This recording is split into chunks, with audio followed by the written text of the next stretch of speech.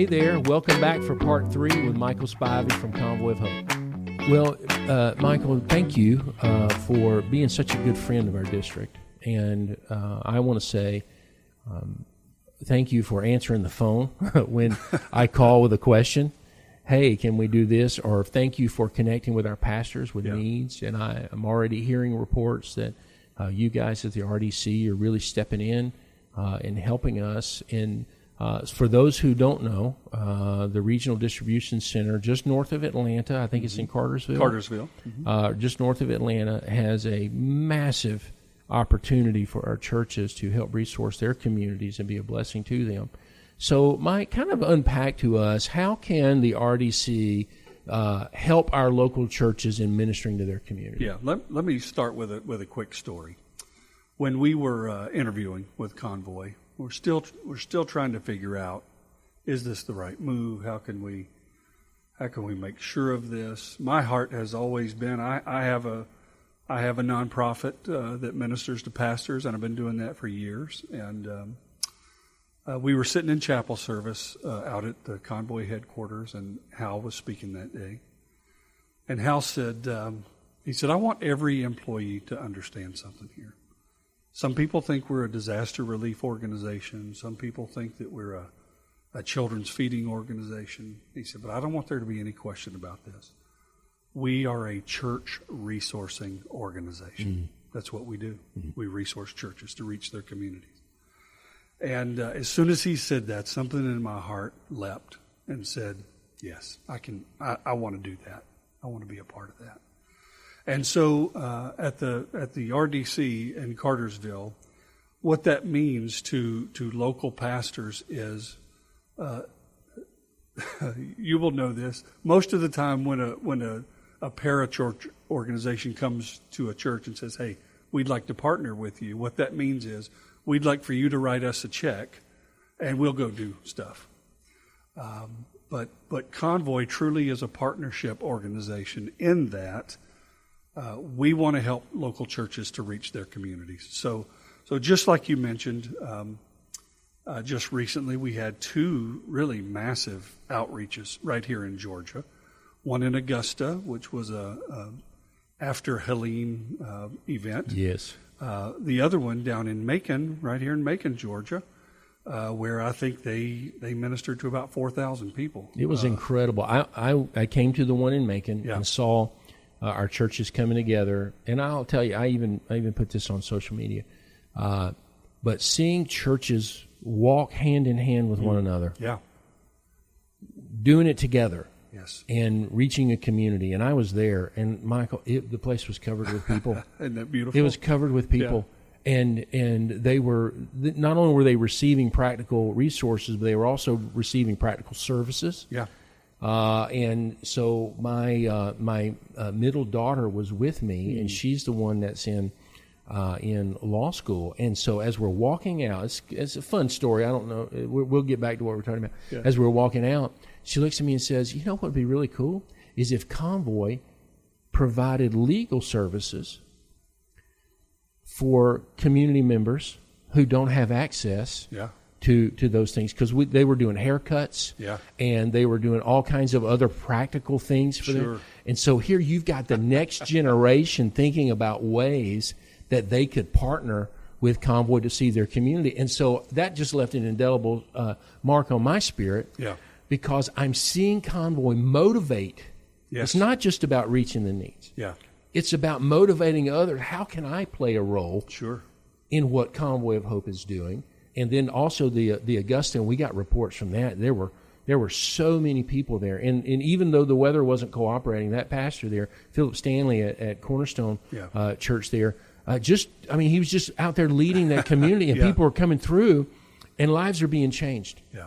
And I appreciate that about Convoy, because you guys are. It's not about, all right, give us resources and let us go do it. Right. It is about, hey, we're going to come alongside of you, and we're going to help you do what you're supposed to be doing in your community already. That's right.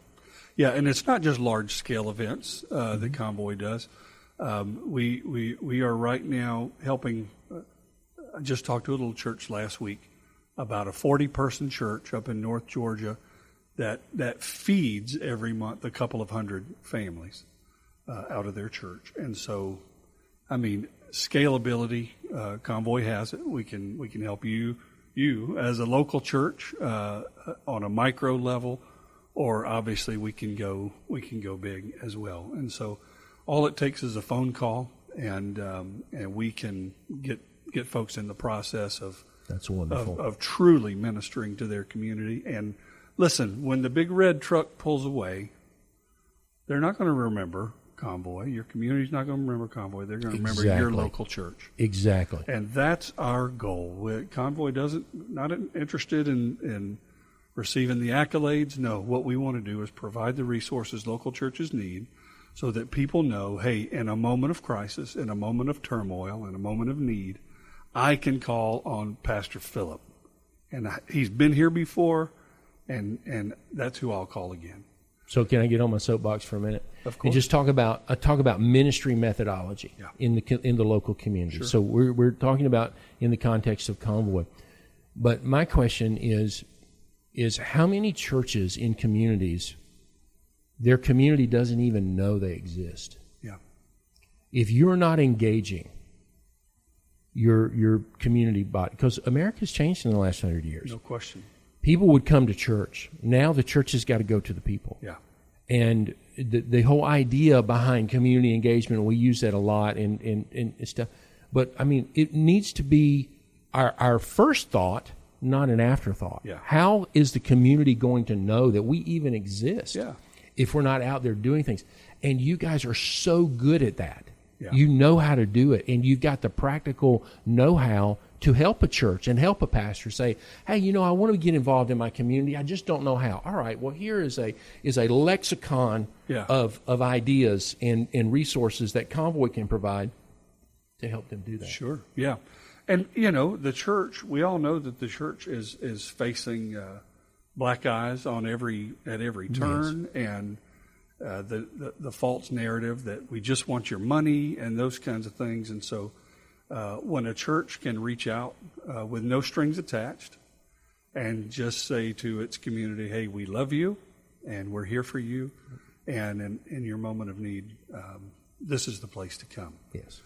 That's really what we want to be about. And if you're sowing those seeds in your community, if we really believe what the Bible says about sowing and reaping, if you're sowing those seeds in your community, you're going to reap in your community as well. Yeah, yes.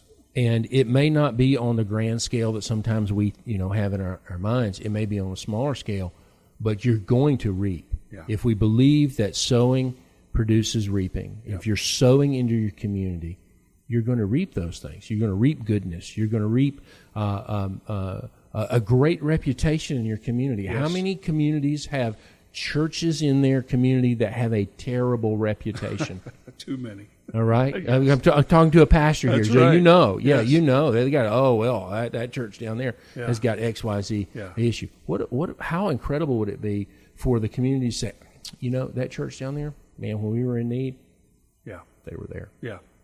And they showed up. Yeah. Get their minds focused on the positive. And it's the church that we pastored in Winter Haven went from being the church where there were multiple affairs and they couldn't pay their bills and those kinds of things to the church. If you need something, they'll help you. We were locked in with the local police departments. EMS systems, so that if something went sideways, hey, they knew they could call on our church, and we would be there with the help of Convoy, and we'd serve them. And I see churches beginning to take back what you just talked about working with the police department, working with EMS, and becoming a resource for the community. Yeah. So in studying church history, prior to the Great Depression, the church provided social services for the community. Yeah. For the hungry, they fed. For the widows, the orphans, and all these other things. But when the Great Depression hit and resources dried up and whatnot, a lot of churches abdicated that role to the federal government. Mm-hmm. And so fast forward almost 100 years from that, where do people go when they have needs? Yeah. they go to the government. Of course. And there's nothing wrong with that. There's not a knock on the federal government. I bless them, for helping people. But I'm seeing that shift back to, oh, wait, hey, listen, the church exists to help people. Yeah. And so you mentioned that about being, and here Convoy of Hope provides a gateway to reaching out in that community and being a blessing to them. We're grateful. So if we have a pastor that's watching saying, you know what, I really want to connect with Michael and the RDC, how do they do that? Yep, best way probably to get in touch with me is through an email, mspivey@convoyofhope.org. We'll put it on the lower third of the video. Or the district office has my phone number, and you're welcome to get that. But yeah, we're just a communication away, and we have teams that will come alongside you, figure out what your vision is, how you want to reach your community, and what's the most effective strategy to do that. Wonderful. And we got 186,000 square feet of product waiting to help our communities. Wow. And we are working here on a plan of doing some coordinated days where we partner with you guys, and we've got one of our own Georgia boys working there. That's right. And I've watched that kid grow up in Georgia, going to camps and all that other stuff. Eric Gordon, we're talking about, huh? No, who are you talking Leroy. about? Ross Leroy. Ross, yeah. So out of Lincolnton, Georgia, that kid grew up. Watching him go up through camps and whatnot and stuff. And when I was at the RDC dedication, I look around, I'm like, what are you doing here? Yeah. Oh, I worked with these guys and doing that and bringing churches in and filling the bags and all that. I'm like, hey, man, you can't get away from Georgia around here, okay? That's right. And then, you just mentioned Eric. Man, what a great friend. I mean, a lifelong friend of the Georgia district. The pride of Adel, Georgia. The pride of Adel, Georgia. I think they should probably, Eric, I know you're watching this, they should put your picture on the city seal of Adel. Absolutely. It goes without saying. 100%. So he's catching stray bullets on this podcast. But with Ross up there, we in the involvement. And so we're working now in our office on how can we help coordinate these things. Yeah. And do some coordinated days where they may come and get resources, or may we even do some drops around different places, because we want to take advantage of what Convoy has to offer, but also, too, the ministry outlet that you guys have for our churches as well. Yeah, so Ross heads up our Hope Crew, which does packing events. If you want to ever come see the facility, do some packing for future events, we would love to have you do that. And anytime, if somebody wanted to have a tour, please get in touch with me. I'll be glad to give you a personal tour, buy you lunch, and and just give you the full meal deal over there. All right, so you heard it here, folks. Free lunch. That's right. Michael Spivey. You just have to email him. That's right. And it's a guaranteed. And it's not 100%. You won't even make them order on the value menu. Like no, they can really we'll order off the regular lunch. menu. Oh, wow. Okay. All right. Well, Michael, thank you for coming. Thanks, we Pastor. appreciate you. We appreciate Convoy of Hope. We love Hal's heart for the world. Yep. And Hal's one of those guys that you just want to spend more time around. Oh, absolutely. And I don't have that gift. I scare people. He doesn't. So, you just want to be around. But hearing his heart for the world and for those that are in need has just been an incredible gift to the Assemblies of God and to the Georgia District. So thank you for coming. Pastor, we're praying for you. We hope you've enjoyed this segment with Michael Spivey. Make sure you reach out to him, contact him by email. We want to help get those resources into your hands so that you can bless your community. We love you. We're praying for you. We'll see you next time.